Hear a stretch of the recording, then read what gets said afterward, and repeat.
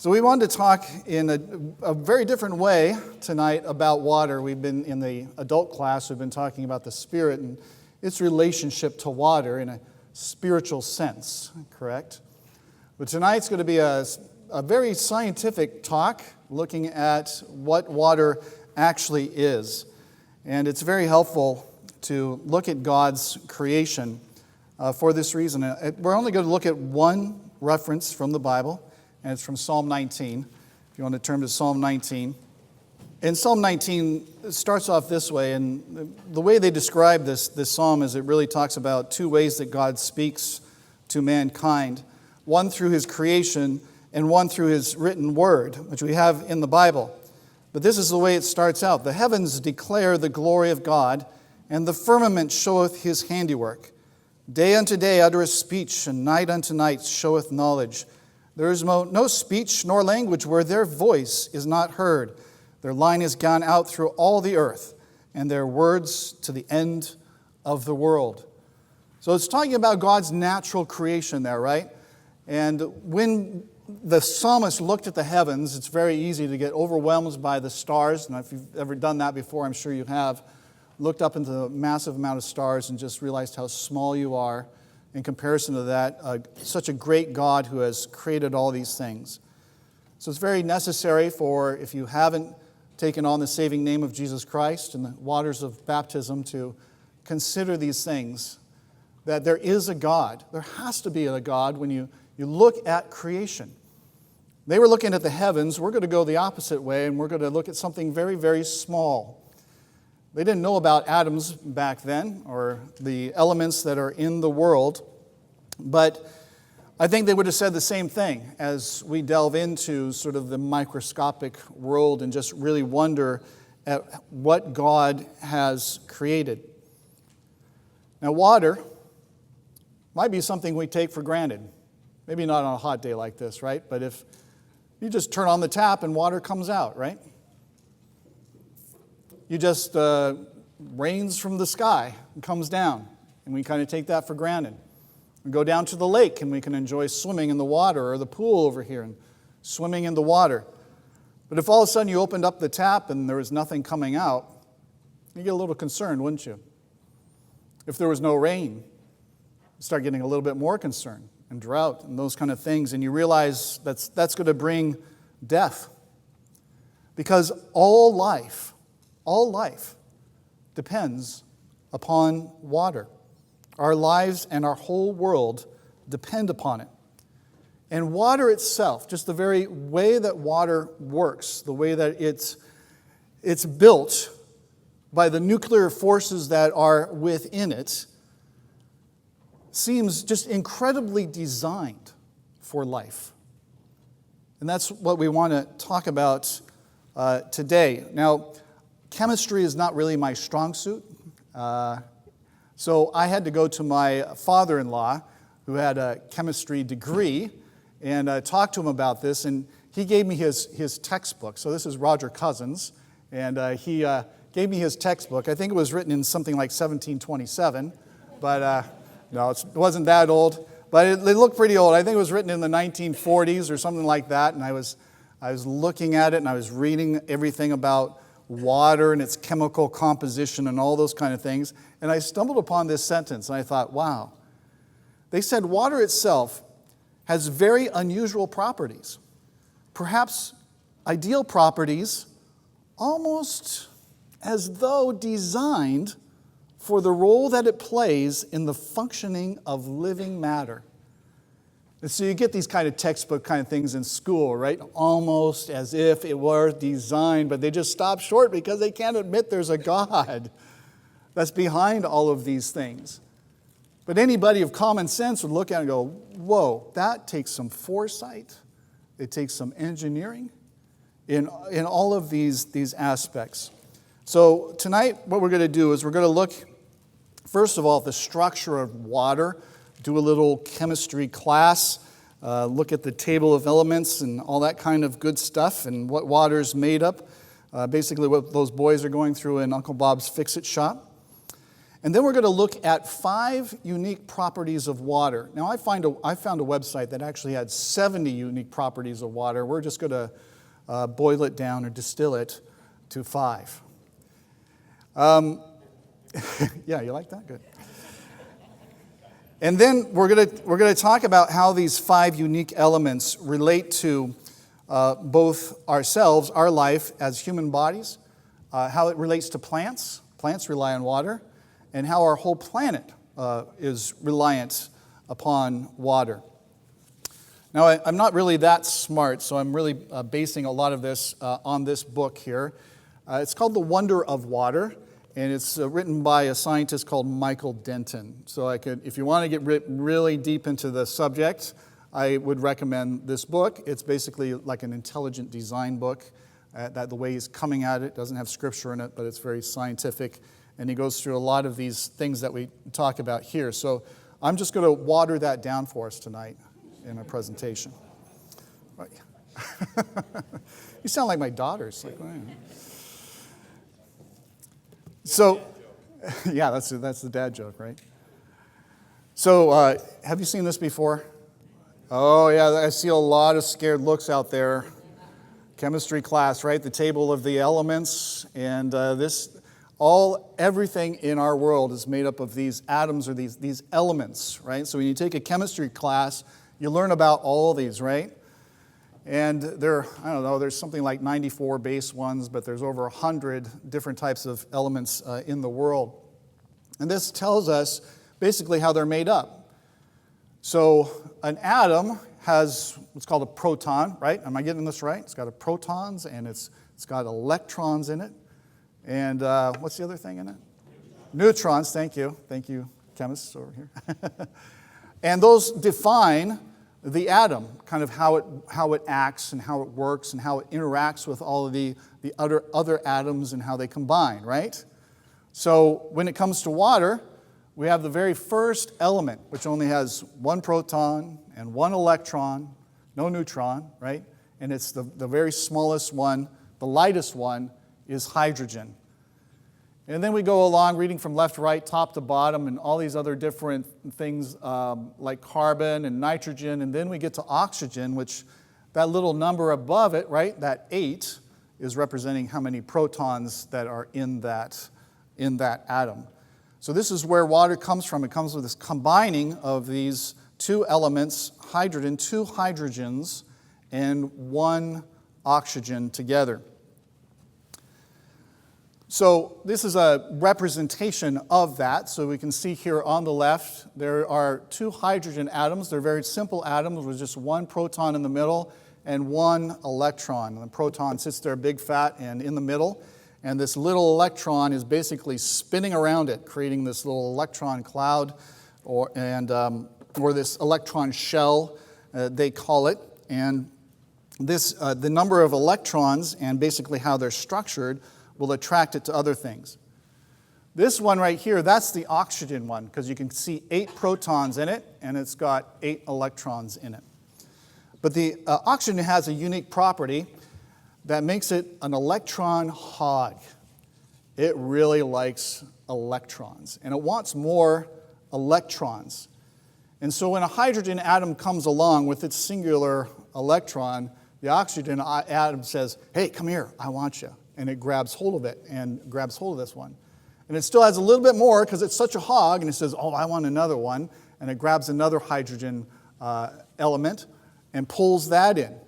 And they combine to form water. But the crazy thing is that the way that it works is that it actually pulls it in the way that the nuclear structure is built into it so that it's at an angle. You see how they're not like at a 100-degree angle or 90-degree angle. They're at a 104.5-degree angle. And that's going to be really important. That is really important because what happens is the charges, the electrons and the protons, they have these charges on them, right? And that makes this little water molecule become like a little magnet. You ever play with magnets before? Right? So in a certain way you hold magnets and they'll actually repel each other. But if you turn one around, they'll actually go and they'll snap right together, right? So they have a positive and negative end to the two that makes them attract or repel from different things. So because it's in this structure, it creates it like a little magnet, and so it sticks to itself.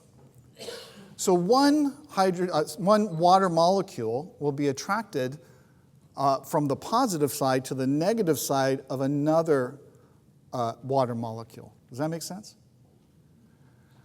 Now, that attraction they call the hydrogen bonding of water. It's really amazing, actually, when you think about it, because there's all these forces at work inside of here. There's what they call a strong nuclear force and a weak electromagnetic force. And I just love it in science when they talk about forces, because what are they talking about? It's just putting a label on something we really don't understand. There's a power there, there's a potential, there's energy, and they just give names to it. Well, let's just call it gravity, right? We'll just call it a nuclear force that's holding these things together. We really don't understand it. And we don't understand where these properties come from. Why do they have their certain properties that they do? Why are the electrons at certain energy levels? Why does one have one proton and another two protons and so on? And why are some so stable and others radioactive and not stable? So there's a lot of questions. And when it comes to water and this property of how the hydrogen bonds to the oxygen is really quite amazing. So in one force, in this one right here, why do they stick together? They call that the strong nuclear force. Right? They're a very powerful force, right, very close to the atoms, which is a lot of power, right? If you split an atom, kaboom, right?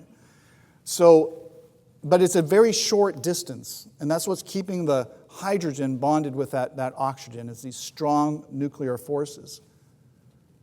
But the hydrogen bonding is really weak, and they call that the electromagnetic force. It's weak, but it acts at a longer distance.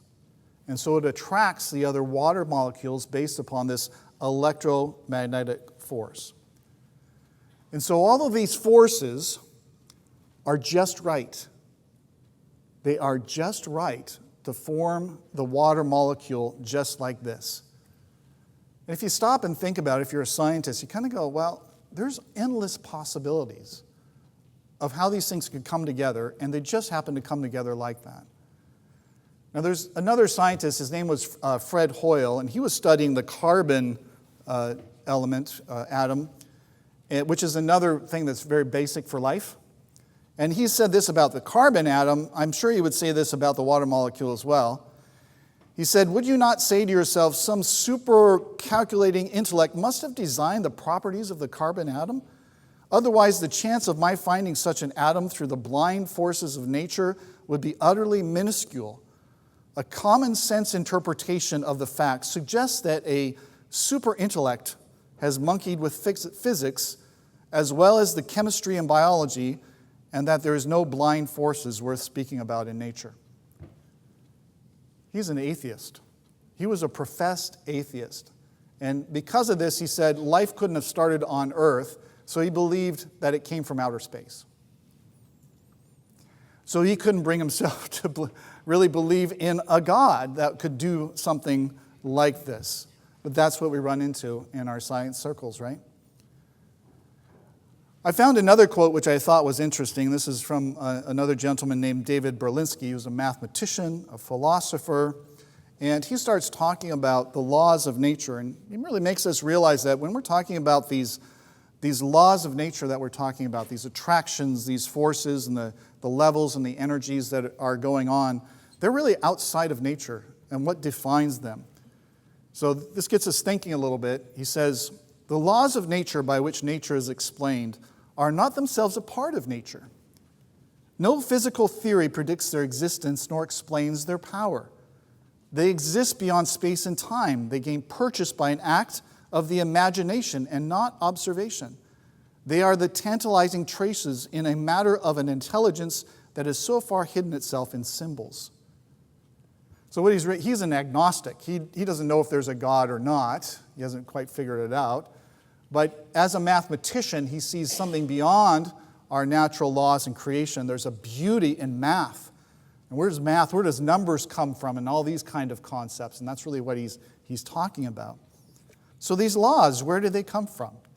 Well, we know they come from the great lawmaker himself. So the water is amazing in 5 different ways. We're going to talk about 5 unique properties of water. And the first one is that water exists as liquid, ice, and vapor on our planet based upon the temperature that it's at. Water is in ice form. We see it on our planet, of course, in water. But we also see it in a vapor form around the planet, right? Now that's quite unique, that it freezes at 0 degrees and becomes ice, and that at 100 degrees Celsius, it boils. And it turns into steam and vaporizes, right? But then it cools back down and it comes back together again. That's really unique. But hydrogen will bind to other sorts of atoms and create other sorts of molecules, but they have completely different properties. You can see here like a hydrogen telluride. The amazing thing about it, will freeze at minus 49 degrees Celsius, and it will boil at minus 4 degrees Celsius. So it starts boiling while water's still frozen. So you could be out like a frozen lake and this stuff would be boiling and vaporizing, right? So these other sorts of substances are always like in a gas form. But water is really unique in this way, in the 3 different phases that we see.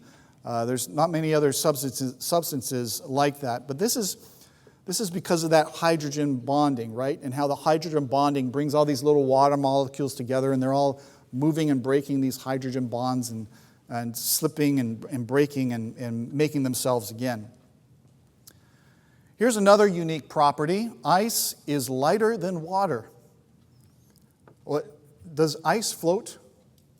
Well, of course it does. We all know it floats, but why?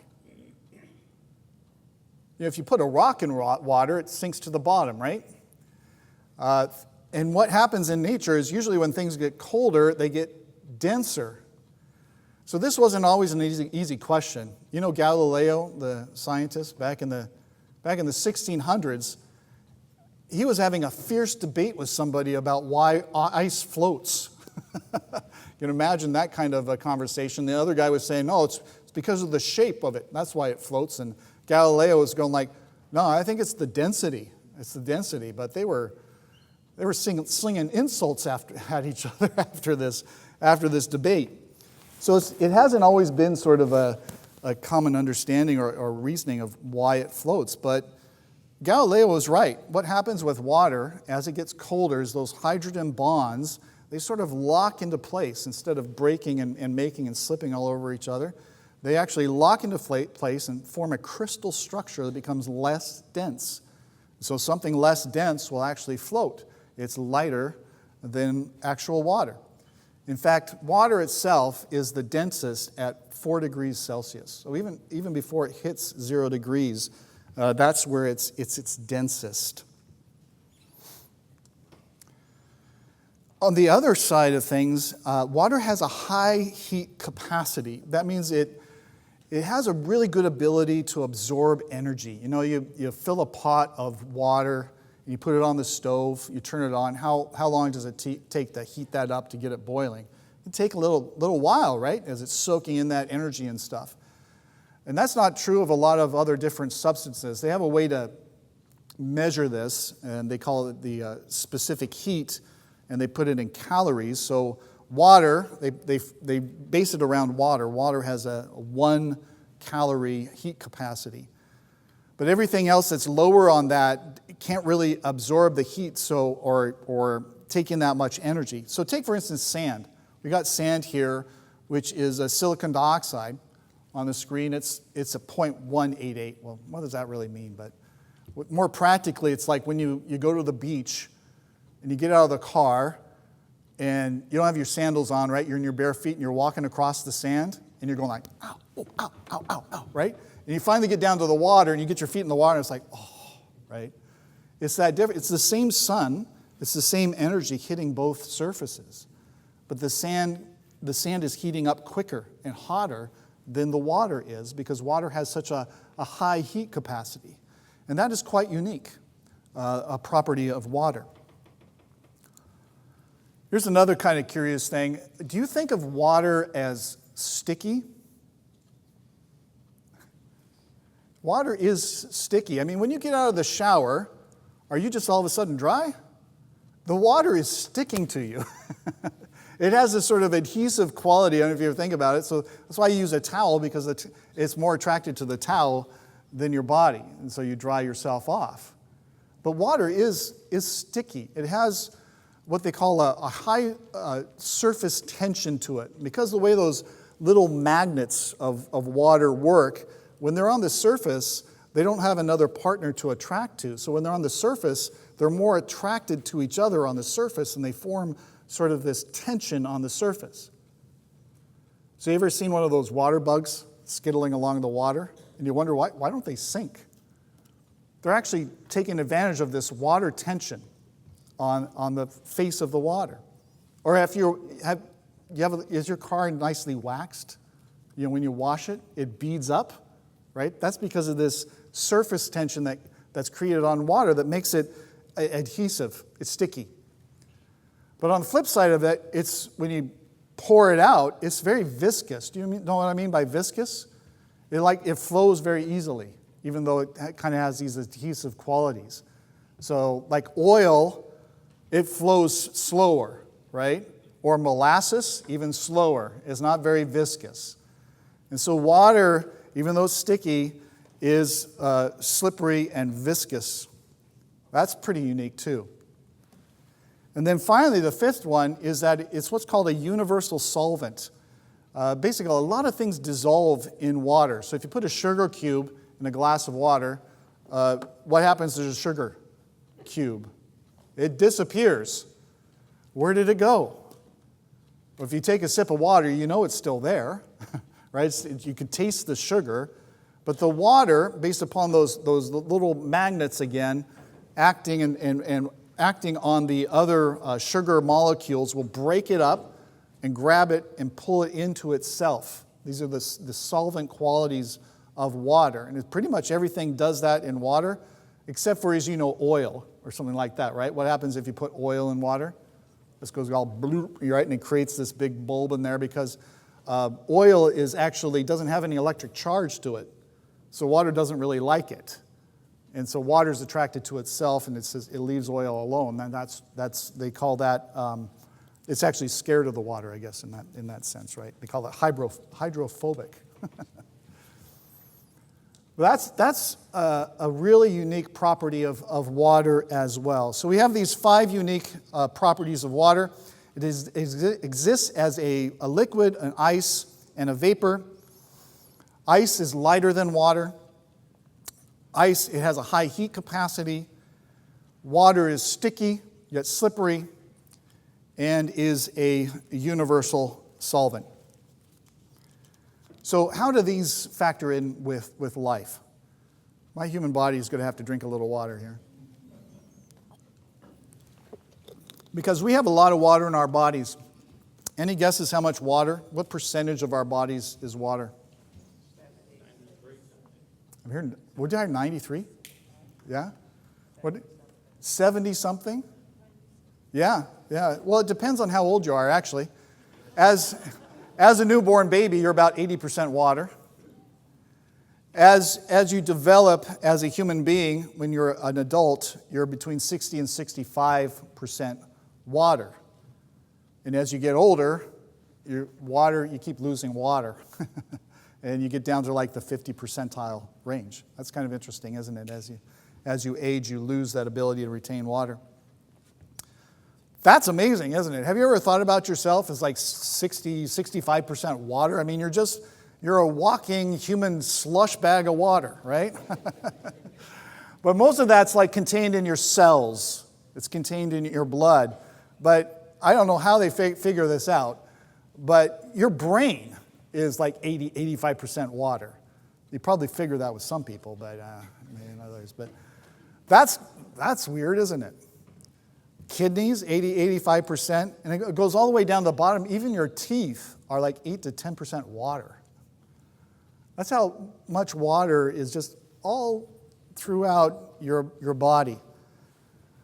And all of these qualities are just amazing. You know how we talked about how oil repels water? Well, right inside your DNA, your proteins are folding, and it's all taking advantage of kind of that hydrophobic response to fold the proteins as the water is all around it. Your body's also using this heat capacity of water to kind of cool itself and to climatize itself, right? So you have a body temperature. It's pretty important to keep that body temperature right at the right level, right? I forget what it is, 37 degrees Celsius? Yeah, thanks. Thanks for the acknowledgement there.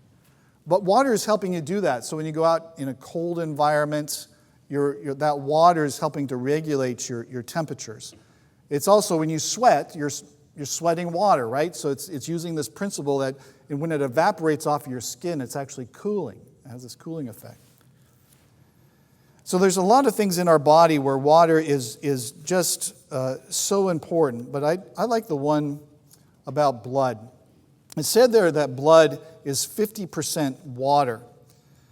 And it's using these special properties of water to transfer the blood throughout our whole systems, pumping through our hearts and into our veins.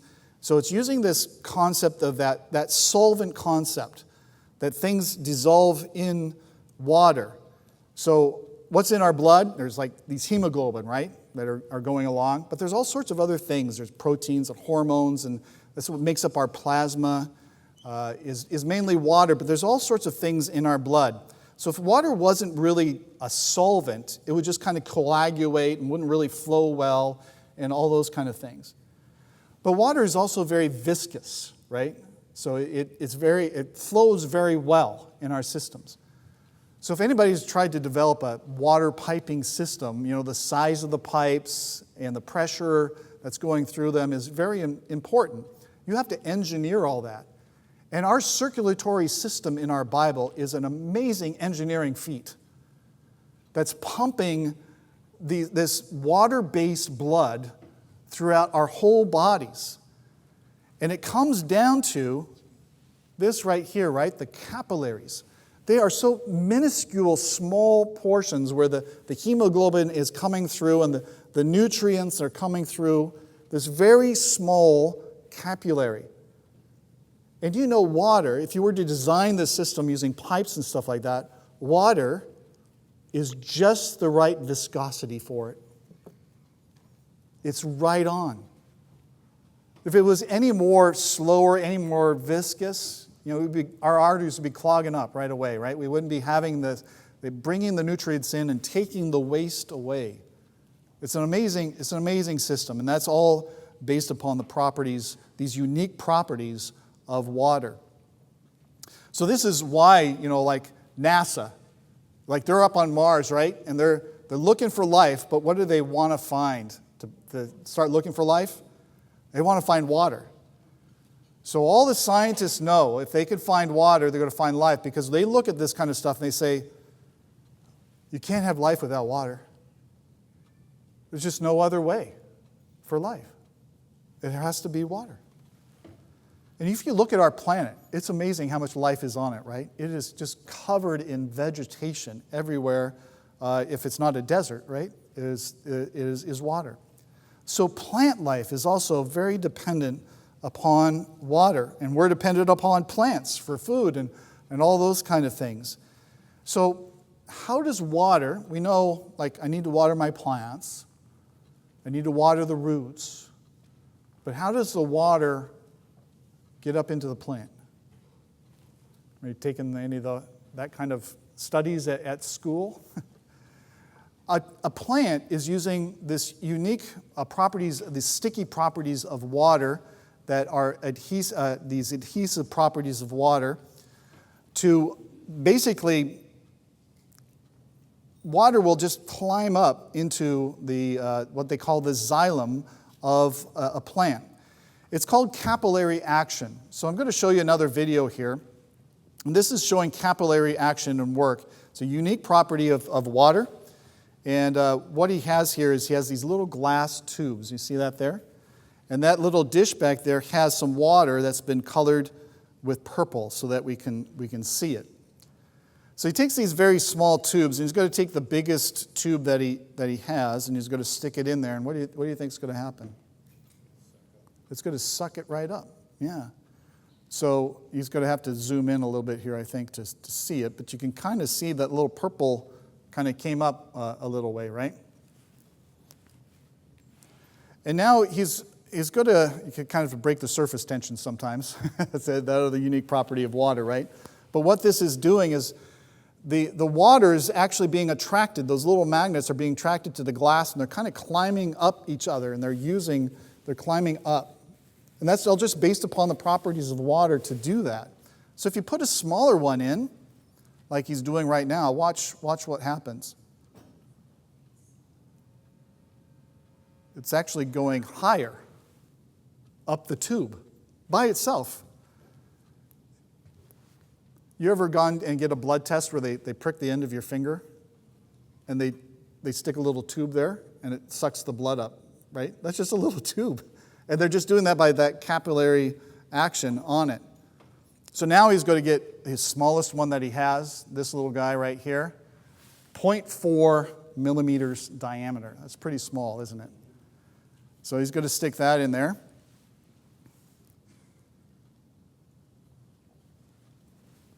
There he's trying to break the surface tension again.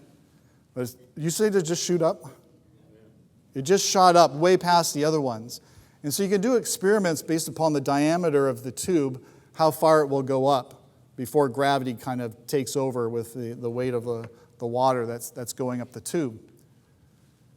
This is the same exact principle that plants use to bring water into their systems. Does anybody know what the little tubes inside of a tree or a plant are called? They're called xylem. So if you take a little biology class or something like that, a tree in its trunk will have thousands, millions of these xylem. They are from 0.03 to 0.3 millimeters based upon the plant or anything small. That's smaller than that little tube that he had there. That gets down to the width of a human hair. And it's taking advantage of this capillary action, the very basis of water, to draw it up through the roots and up into the plant. Now, there are some trees that are hundreds of feet tall, right? You go out in California in the redwoods and stuff like that. It is absolutely amazing. But that tree is able to pull water from the ground all the way to the top of that tree. Now, it uses something else. It uses what's called the stoma in the leaves. There's these little holes, and as the water then gets up there and it evaporates off, it creates a pressure differential. And so this is just another physics taking place here, right? This pressure differential, and it's actually helping to pull it the rest of the way in through the leaf. That's absolutely astounding. So from this book, it's called The Life of a Leaf, this author says, the pumping system has no moving parts. It costs the plant no metabolic, thank you, energy, meaning it doesn't have to expend any energy to do this. It moves more water than all circulatory systems of animals combined, and it does so against far higher resistance, and depends on a mechanism with no close analogy in human technology. We use pumps, right? But you have to use electricity or some way to power that pump to push the water through the piping system. Our hearts are beating like this to do that, right? Trees don't have to do that. That is absolutely amazing. Humans haven't figured that one out yet, right? And it's all just based upon these unique properties of water. Now, I would talk about photosynthesis, but we're going to leave that till Thursday when we talk about light. We're going to have a little bit more time to talk about that amazing thing. of how light reacts with water. But I wanted to get to this too, because when we talk about water, we really have to talk about our planet, don't we?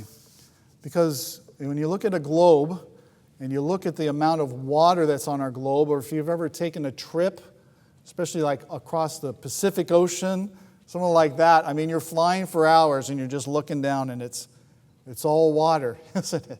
It's absolutely amazing how much water is on our planet. And curiously enough, we said how much water is in a human being? 60, 65%. How much of the Earth's surface is covered with water? 70%. So it's kind of in the same ratio. Our planet is a living system based upon this water, our oceans and our waters. So the ocean extends over I was a little off. It's 70.8%, right, of the Earth's surface.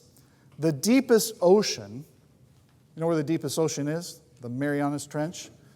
That is 11,035 meters deep.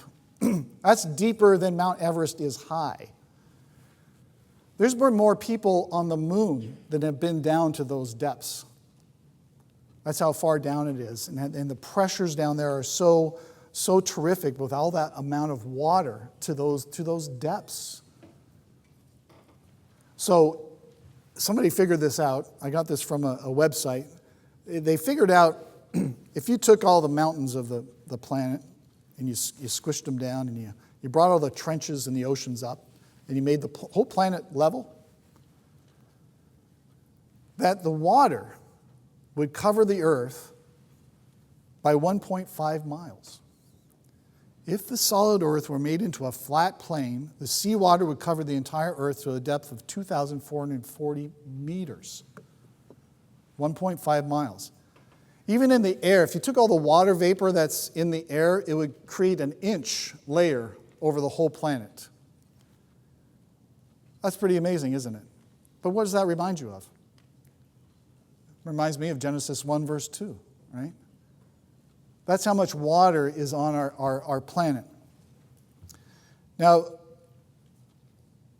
the amazing thing about water, when scientists look at it and they try to figure out, where did this water come from?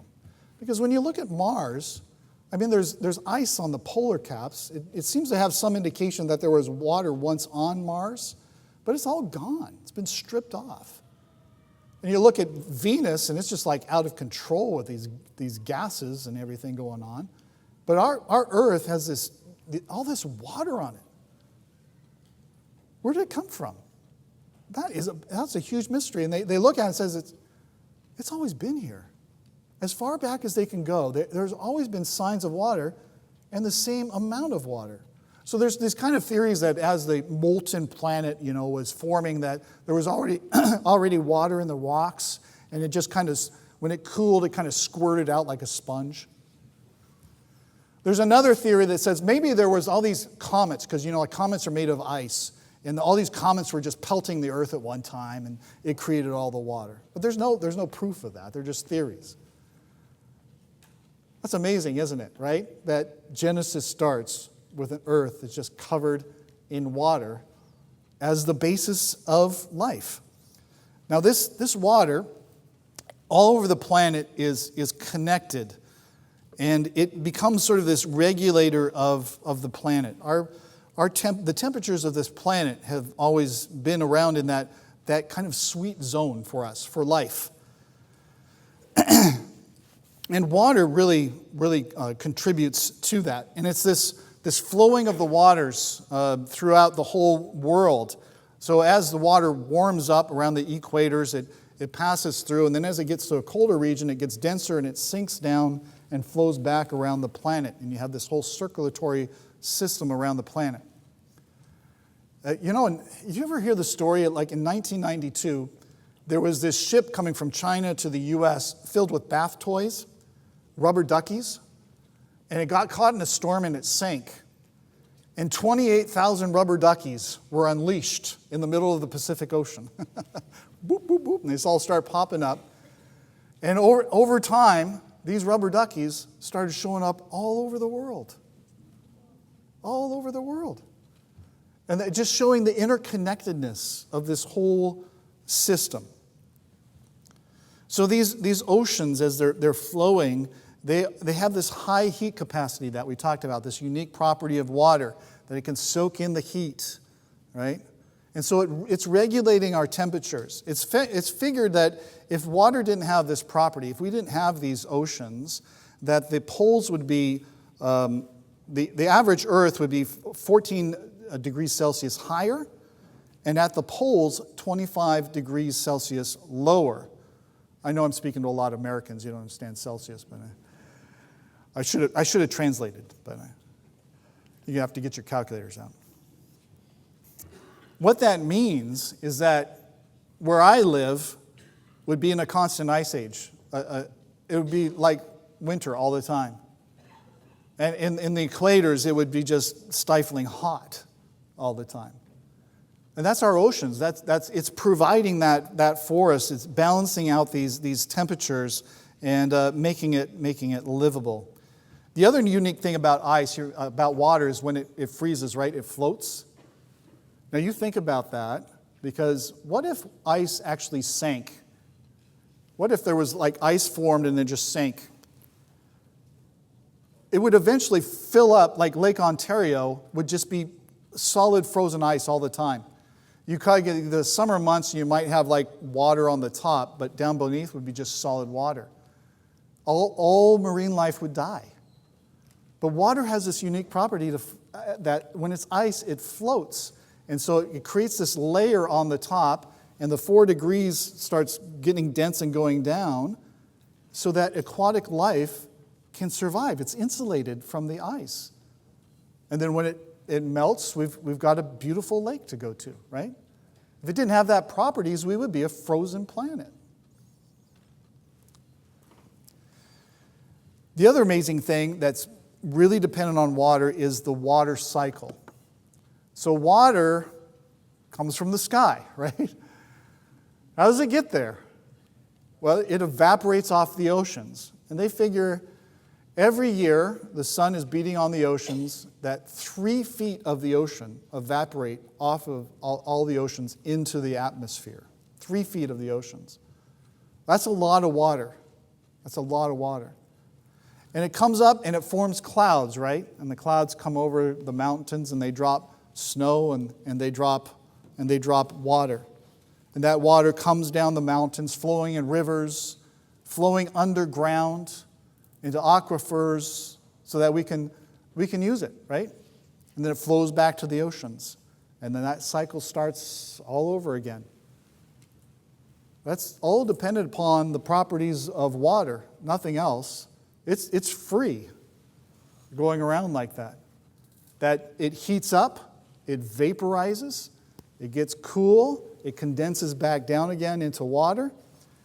And you know, it's even a little bit more than that, because when it comes down and it forms ice, right, on the mountains, what does ice tend to do to rocks? Breaks them down, right? I mean, we know this here. When you leave water in a pipe, right, during winter, what happens to the pipe? It bursts, right? Those are the types of forces we're talking about when ice and the nuclear forces and the hydrogen bonding comes and it expands. It's so powerful that it will burst open a copper pipe like that. That's how powerful it is. So it's doing that all the time to the rocks, breaking them down. And it's because it has this solvent capability, it's actually taking the minerals from the rocks and capturing those minerals and washing them down to where it becomes in our soil. And the soil is filled with nutrients, with minerals, because of the properties of water. Because it's a solvent, but it's also very viscous, so it's going to flow down the mountainsides. But it's also very sticky, right? So once it gets down into the soil, if it rains on the soil, it takes a while to drain. It kind of gets stuck in the soil so that the plants have enough time to capture that water and bring it into itself. All of these things are happening based upon the properties of water itself. So the design of this water cycle has so many things based upon it, not just the water that comes to us, but the minerals for life, for plant life, and for all the things that we eat and depend upon. So isn't that amazing? I mean, I get overwhelmed every time I think about just water. So hopefully you'll never take water for granted again. And the next time you look at it, think about how remarkable this element, this molecule, H2O, and how wonderful it is.